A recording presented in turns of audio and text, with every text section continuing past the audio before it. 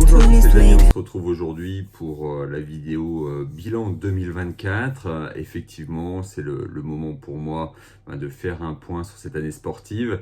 Et du coup, ça me paraissait important de le faire à ce moment de l'année, justement où on est en pleine coupure annuelle et on est en train également de prévoir le planning 2025.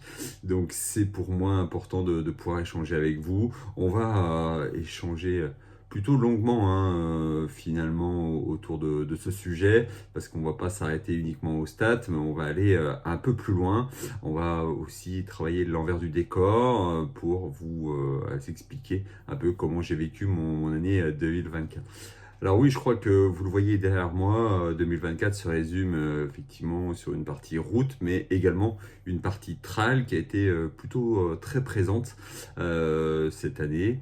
Et du coup, les chaussures en attestent derrière avec ces chaussures de trail, mais également ces chaussures de route, j'ai presque envie de dire ces chaussures de course, tant effectivement on est sur quelque chose de très performant.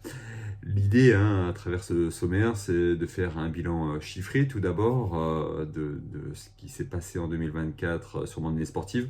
Également évoquer la partie entraînement, comment j'ai vécu, comment j'avais planifié en 2024 ces événements-là, ce que j'ai pu faire, ce que je voulais faire et que je n'ai pas pu faire. Et également commencer à se projeter sur 2025 pour voir comment on va pouvoir orienter ça, est-ce qu'on va pouvoir améliorer ce qui a bien marché et ce qui a un peu moins bien marché. Avant de faire le bilan chiffré sur 2024, ce qui est important pour moi, c'est finalement de revenir à fin 2023 où j'avais terminé l'année, je ne sais pas si vous vous souvenez, avec une blessure qui m'avait empêché de prendre le départ de la Saint-Élion, ce qui m'avait un petit peu handicapé ma fin d'année en fait. Et du coup, j'avais dû rester au repos au moins un mois pour que le muscle du fessier se refasse. Et du coup, fort de ce constat, je ne voulais pas renouveler cela en 2024. Et donc, je me suis projeté tranquillement avec des événements en 2024. Pour rappel, donc j'avais pris le départ du Winter Trail de chez Red Light tout de suite en début d'année pour se remettre effectivement en phase musculairement et sportivement. Ensuite, j'avais du coup fait quelques petites courses jusqu'au Pilatral que j'avais fait au mois de juin. Et puis derrière, c'était le bon moyen aussi de me tester sur une distance proche de l'ETC sur l'UTMB, ces fameux 14 km avec 1300 dénivelés positifs. Donc c'était important de matcher les deux et d'être assez rigoureux entre le Pilatral et l'ETC de l'UTMB pour justement arriver au mieux de ma forme sur cet événement-là et bien le vivre. Et puis ensuite, on s'est vite projeté sur la deuxième partie de saison avec... j'avais fait l'impasse sur le Running Lyon au mois d'octobre pour aller sur le Marseille-Cassis tout de suite fin octobre. Également pour me donner des jambes et aller me tester directement sur route pour... après coup, aller sur le Synthé Urban Trail, le 13 km. Et là encore, j'y reviendrai avec la performance. Et avant de prendre le départ de la fameuse Saint-Élion sur le format 82 km, pour lequel je vous ai fait un film qui est déjà en ligne, que je vous invite à retrouver juste ici.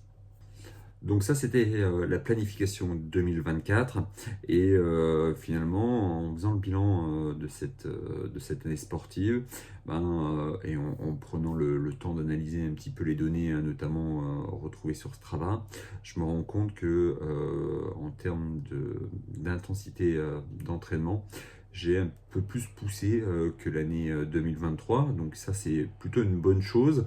J'ai fait 1500, un peu plus de 1500 km cette année. J'ai matché quand même plusieurs types de sports, beaucoup de trail forcément.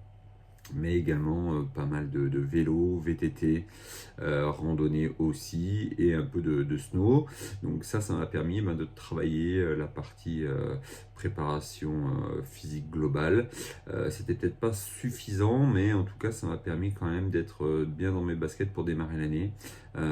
Donc ça c'était plutôt intéressant, puis ça m'a permis aussi de passer du temps en famille sur la partie VTT et autres. Donc ça c'était plutôt bien, et sur ces 1500 km finalement une progression de 60% à peu près par rapport à l'année précédente. Donc en termes de charge d'entraînement, voilà, j'ai pas mal progressé, et donc j'ai vraiment aussi été beaucoup plus loin dans mes ressources que ce que j'avais fait jusqu'à présent. Globalement, hein, sur la partie chiffrée, toujours, j'ai fait voilà, 144 heures d'entraînement, à peu près 12 heures par mois d'entraînement, que ce soit du trail, de la course, du vélo et autres. Et à côté de ça, parce que ça c'est la partie un petit peu invisible en fait, hein, c'est la préparation physique qu'on peut faire. Et ça c'est important aussi de se dire qu'il y a eu pas mal d'heures de travail sur le foncier et le reste pour être au niveau de l'attendu pour les objectifs qui étaient les miens hein, sur 2024. Globalement, hein, quand on lit ce qui est notifié sur Strava, on voit que quand vous faites voilà, 140 heures de sport sur l'année, c'est à peu près 13% des plus performants sur l'outil Strava. Alors je sais pas ce qu'ils font faire hein, réellement de cette, de cette stat, ça reste une stat, voilà, bon je la prends, après je l'analyserai pas plus que ça, mais au global voilà. Ce qui est bon à retenir quand même, c'est qu'effectivement sur 300 jours, j'ai fait 115 jours d'activité. Donc ça c'est important, vous voyez, un tiers de mon année était lié à de l'activité sportive. Donc ça montre quand même la forte progression par rapport à 2023 où on n'était pas à 100 jours, hein, il me semble. Donc voilà, il y a une grosse performance à ce niveau-là. Et puis ce qui est bon de noter, hein, je vous parlais de la partie trail et de la partie route, j'ai fait effectivement beaucoup plus de trail cette année avec un dénivelé cumulé à plus de 23 000 km. Donc ça c'est des niveaux positifs cumulés avec une progression quasiment de 100%, pas tout à fait mais de 80%. Donc ça c'est important. On voit que je me suis vraiment beaucoup plus investi sur la partie trail.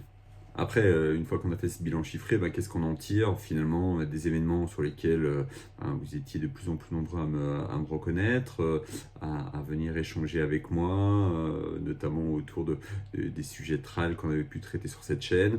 Ce qui était intéressant aussi, hein, c'était toute la partie échange sur le matos, de voir un peu comment on voyait les choses. Vous pouvez même donner des idées hein, de vidéos, donc ça c'était vraiment top. Et de plus en plus, vous êtes de plus en plus nombreux à suivre les différentes vidéos que je réalise. D'où effectivement le fait de continuer le sujet. Et donc on le voit hein, à travers aussi le matos qui est derrière moi. Ce sont aussi des nouvelles idées de vidéos qui vont pas tarder d'émerger. Vous voyez, vous avez la Salomon Genesis que je suis en train de tester, sur lequel je vais vous faire un retour début 2025. La partie Alpha Flight 3 aussi, hein, que j'ai pas encore testé complètement, que je vais vous aussi représenter. Et puis voilà, il y a l'intégration aussi de Trail Session Magazine. Ça c'est aussi pour moi non pas un aboutissement, mais en tout cas une reconnaissance du travail réalisé autour de cette chaîne, autour finalement des abonnés que vous êtes et des personnes qui suivaient et qui commentaient. Hein. Donc ça, je vous remercie. Et du coup, je remercie aussi Trail Session Magazine hein, de pouvoir me permettre de tester autant de basket toute l'année ou autant de matos, hein, plus particulièrement toute l'année. Les blogs, vous retrouvez tous les articles directement sur le blog de Trail Session, aussi les petites vidéos de présentation explicative également hein, sur la chaîne YouTube de Trail Session Magazine. Donc n'hésitez pas à vous abonner hein, également à Trail Session Magazine. Pour ceux qui découvrent cette vidéo, n'hésitez pas aussi, vous, à vous abonner pour ne rien rater. Mettez la petite cloche, comme ça vous aurez réellement le retour et vous ne raterez rien de ce qui va se passer en 2025 qui va sans doute être une grande année. Mais j'en dis pas plus, je vous en parle à la fin. Après, cette vidéo aussi me permet de remercier les partenaires, les différents partenaires que j'ai régulièrement, dont Redlight, SIDAS et autres, Stutz notamment, qui me permet d'être au top de la technologie, de pouvoir tester tout ce qui se fait de mieux aujourd'hui sur le circuit trail et course à pied. Donc ça, c'est vraiment sympa. Moi, j'avoue que je prends énormément de plaisir à tester et retester le matos. Même je prends vos messages en considération, vos commentaires. Parfois, effectivement, j'ai une sensation, vous n'avez pas forcément la même, tant mieux. Ça me permet de retester encore le matos, de me refaire une idée peut-être plus exhaustive, parce qu'effectivement, on teste sous des protocoles et parfois, c'est des chaussures également qu'on met pas systématiquement, donc du coup ça permet de retrouver, ressentir effectivement des choses un petit peu différentes après coup, avec une vision un peu différente. Donc ça, je vous remercie également. Là, pour moi, actuellement, ça m'a permis aussi de découvrir énormément d'autres marques, de rentrer effectivement chez Salomon et tester quelques modèles. Donc ça, c'est plutôt intéressant aussi.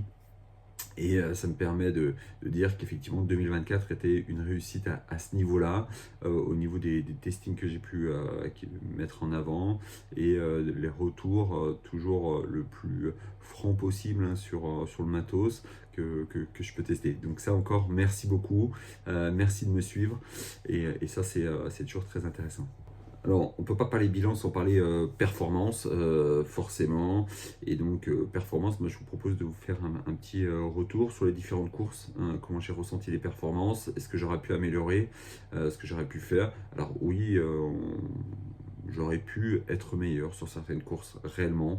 Je pense notamment au Winter Trail, j'aurais pu faire plus, sachant que c'est la reprise suite à la coupure annuelle. Donc souvent on est moins affûté qu'en milieu d'année. Mais effectivement, j'aurais pu faire un peu mieux. Je pense également que sur le Pilat Trail, honnêtement, même si la course est plutôt exigeante, je pense que là aussi j'aurais pu faire un peu mieux.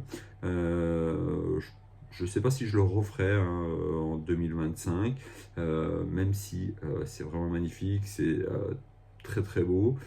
C'est à côté de chez moi, il faut être clair aussi. Et en plus, ça donne des points en index ITRA, donc ça c'est plutôt sympa.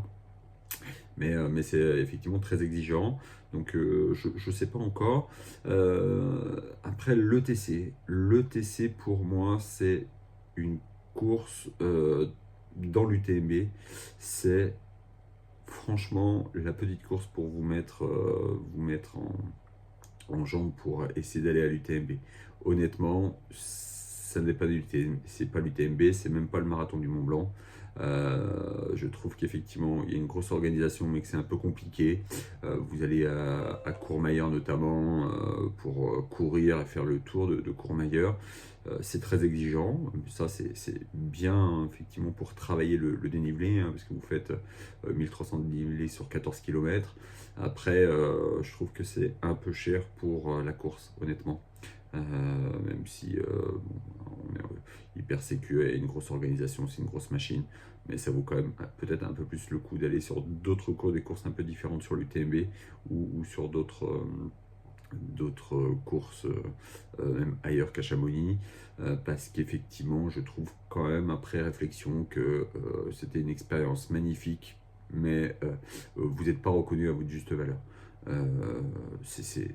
C'est pas neutre quand même, vous faites 1300 km, 1300 de dénivelé positif, donc c'est vraiment pas neutre si vous n'avez pas l'habitude de courir sur ce type de dénivelé là. C'est pour ça que j'avais fait le Pilat Trail, pour travailler justement cette partie de dénivelé. C'était intéressant d'ailleurs parce qu'effectivement j'ai appris pas mal de choses, notamment vis-à-vis des bâtons, vis-à-vis du matos que j'emportais, comment je le fixais, comment je l'utilisais. Donc ça c'était vraiment très très intéressant. mais honnêtement, je ne la referai pas. Vous allez me dire, ça tombe bien, elle est full. Oui, c'est vrai, elle est full, mais vous savez que c'est pas toujours un problème. Mais bon, voilà, je préfère laisser la place à quelqu'un qui veut s'immerger dans l'UTMB. C'est vrai que c'est une expérience assez magnifique. Chamonix au mois d'août, avec autant de coureurs, autant de familles, c'est vraiment exceptionnel. Franchement, on a vraiment de la chance d'avoir ça chez nous. Souvent, on voit ça aux États-Unis ou ailleurs, mais là, c'est vraiment intéressant. Donc voilà, peut-être qu'effectivement, j'ai dans ma tête la possibilité d'aller sur une autre course de l'UTMB. Vous savez, depuis le départ, moi, j'aimerais faire la MCC. Voilà, je crois que vous le savez depuis longtemps. Et ben voilà, j'espère pouvoir prendre le départ de la MCC en 2025.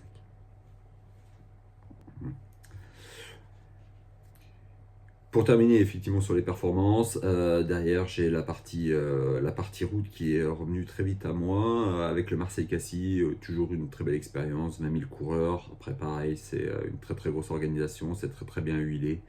Bon voilà, ça devient de plus en plus cher, franchement pour faire 20 km, quasiment 70 €, c'est vraiment excessif. Mais c'est une très belle course. Moi, j'ai toujours, voilà, je l'ai fait plusieurs fois, j'ai toujours kiffé. Cette année, c'était pas mon meilleur temps. Voilà, j'avais fait beaucoup moins qu'une heure 45 ou 48, je sais plus. Ceci étant, voilà, je pense que je vous l'avais fait en débrief. J'aurais vraiment pu faire mieux, notamment en partant dans la bonne vague. Et voilà, parce que j'ai perdu beaucoup de temps, je pense, à doubler des jambes qui n'étaient pas à mon rythme. Et du coup, ça m'a quand même un petit peu plus épuisé. Voilà, mais aussi, ça méritait une meilleure préparation, sans doute. Et puis, ça méritait également, je pense, un meilleur calibrage au départ pour être vraiment le plus affûté possible sur cette course-là pour aller chercher un meilleur chrono.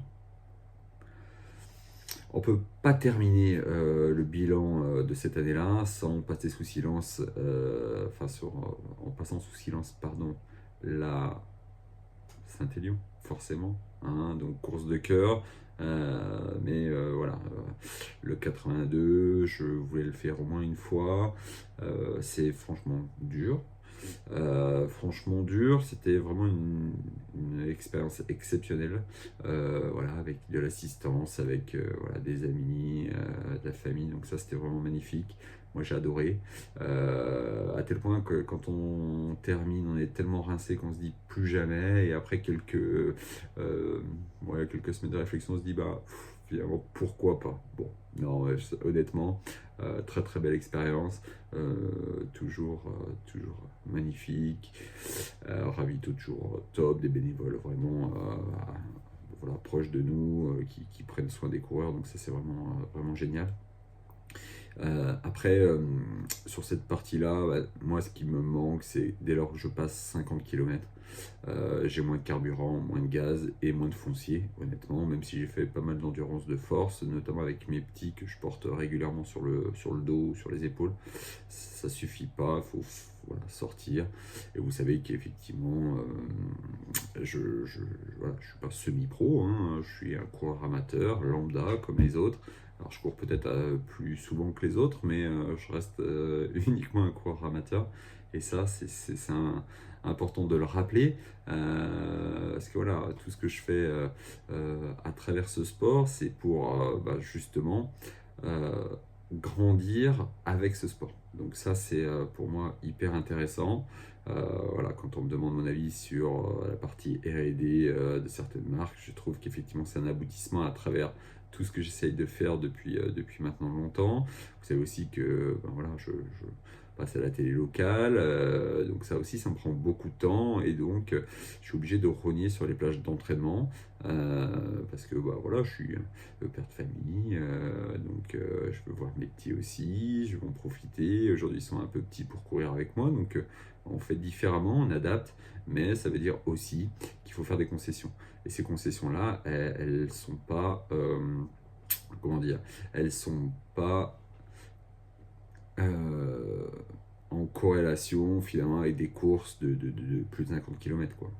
Voilà, il faut partir s'entraîner, voilà, un samedi, un dimanche, 8 heures, revenir, etc.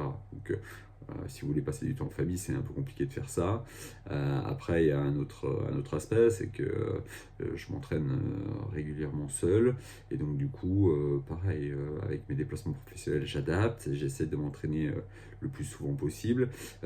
Mais globalement, je n'ai pas un vrai planning d'entraînement. Donc, ça, c'est aussi peut-être un point à améliorer sur les prochaines années pour faire le maximum et aller sur des courses ou être très performant sur des courses de moyenne distance en tout cas. Alors qu'est-ce que je changerais pour 2025 pour améliorer tout ça? Qu'est-ce que je changerais?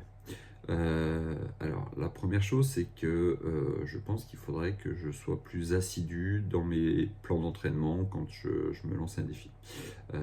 Pourquoi? Parce que souvent les plans d'entraînement sont un peu longs et de par ma partie pro, souvent on déroge un peu parce qu'on est censé aller au restaurant, manger avec des clients, etc., etc. Et ça fusille un peu le plan d'entraînement qu'on a prévu, ou en tout cas le plan de nutrition. Pareil, le plan d'entraînement aussi en fonction de l'épreuve est parfois exigeante quand vous devez sortir 4-5 fois, des fois plus, ça prend du temps. Voilà, donc il faut que je trouve une autre formule que j'avais plutôt en 2022, aussi en 2023 où j'arrivais à faire 2 entraînements par jour. Mais là, pour le moment, je n'ai pas trouvé encore cette solution-là. Donc, si vous avez des idées, n'hésitez pas. C'est tout à fait intéressant de voir comment vous traitez ce sujet-là. Parce que pour moi, c'est la base on va dire de l'augmentation des performances, elle va être là. Ensuite, comment je pourrais changer un petit peu les choses, c'est d'être plus assidu aussi sur certains sujets. Vous savez, je vous l'ai dit plusieurs fois, je suis un peu gourmand, donc du coup je me fais aussi un peu plaisir, surtout voilà, quand on passe énormément de temps à l'entraînement. Quand on finit l'entraînement, on aime bien voilà, se faire un petit peu plaisir sur des sujets. Et peut-être que ça, voilà, faudrait que je le régule aussi différemment. Alors, quelle planification pour 2025? 2025, sachez quand même que voilà, je vais faire un marathon, voilà, que j'ai pas fait cette année. Vous savez que je préfère le semi, hein, voilà, mais là, je pense faire un marathon. Alors, je sais pas encore, peut-être celui de Paris, peut-être celui de Lyon. Je vais voir, je vais réfléchir. J'ai encore un petit peu de temps pour me préparer au mieux et pour être performant avec ça. Voilà, oui, avec les Alpha Fly que je mettrai à cette occasion-là pour aller voilà, truster un RP notamment pour moi, sachant que voilà, je suis resté sur la formule marathon en 3,35, donc voilà, donc si je peux faire ça, voire moins, ça sera vraiment avec grand plaisir que je vais prendre ce challenge à cœur. Après, je vous l'ai dit, hein, de retourner sur l'UTMB en fonction de comment ça va se passer. Également aller au Winter Trail, ça c'est le rendez-vous incontournable hein, pour les ambassadeurs que je suis de Red Light. Mais ça me permettra aussi de voir les nouveautés, de travailler peut-être encore plus avec la R&D, d'aller directement aussi voir l'outil de production. Hein. Vous savez que j'aime bien ça, hein, donc ça c'est très intéressant. Donc voilà, ça fait déjà 3 courses. Fin d'année, je sais pas trop. Réellement, je me suis pas encore projeté jusque-là. Je sais que j'ai aussi pas mal de choses perso de prévues. Et puis il va y avoir sans doute des petits sujets autour de traverser son magazine et autour de la télé. Donc on va voir comment on va jongler ça. Et il y a en tout cas beaucoup de nouveautés qui arrivent. Je vais d'ailleurs sortir bientôt un nouvel opus sur une nouvelle paire de baskets que je suis en train de tester là fin janvier. Hein. Vous aurez le retour de cette basket là, donc restez bien connectés. Et puis encore plein de choses. Donc n'hésitez pas à venir en commentaire, échanger avec moi sur voilà, comment vous voyez-vous votre année sportive 2025. Qu'est-ce que vous avez déjà planifié? Ça va peut-être me donner des idées. J'avais une idée autour du VVX hein, du côté de Clermont. Voilà, donc bon, Voilà, des petites choses assez sympas, mais pour ça, il faut garder le rythme, donc il faut retourner à l'entraînement, et ça, on va s'y atteler très vite en 2025. J'espère que cette vidéo bilan vous aura plu. Je vous mettrai effectivement tous les éléments. N'hésitez pas à me suivre, hein, que ce soit sur Insta, Damsel Conero, également hein, sur Facebook, sur cette chaîne, bien sûr. N'hésitez pas, allez-y. Likez, commentez, vraiment ça me donne de la force, ça m'aide.